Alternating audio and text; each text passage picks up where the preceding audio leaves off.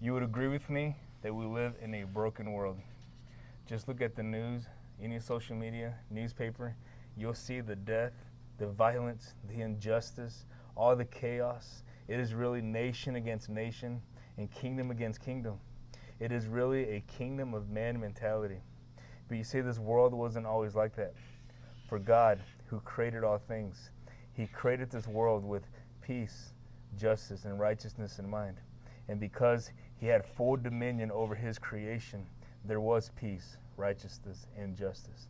And He created man in His own image, and He gave them full power and authority and dominion over His creation. But you see, man was deceived by a deceiver. And when man believed and turned to his own ways, which is away from the ways of God, he introduced a separation between man and God. And this brought sin and death into this world. And now we live in this broken world. And each one of us deeply long for this peace, this righteousness, and this justice. Not knowing where to find it, we turn to our own understanding. And many turn to their careers, thinking that more money will give them that peace. People turn to their education, thinking that more knowledge will give them that peace of mind. Many people turn to their relationships, their pleasures, thinking that this will bring their happiness. But the reality is that each one of these are temporary, and each one will snap us back into the reality of the brokenness of this world.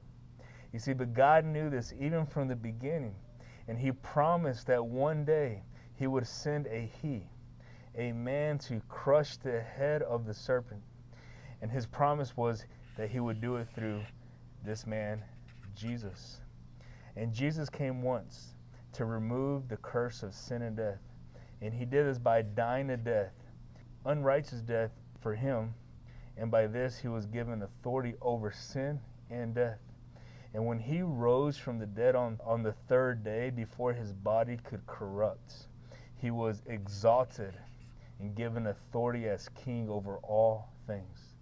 And anyone who will turn, which is to turn from the patterns of the world and to die to these things, and anyone who will come into Jesus and unite in His death and His resurrection through water baptism, Jesus will give him the power to overcome this present and evil age by giving him the Spirit of His Father.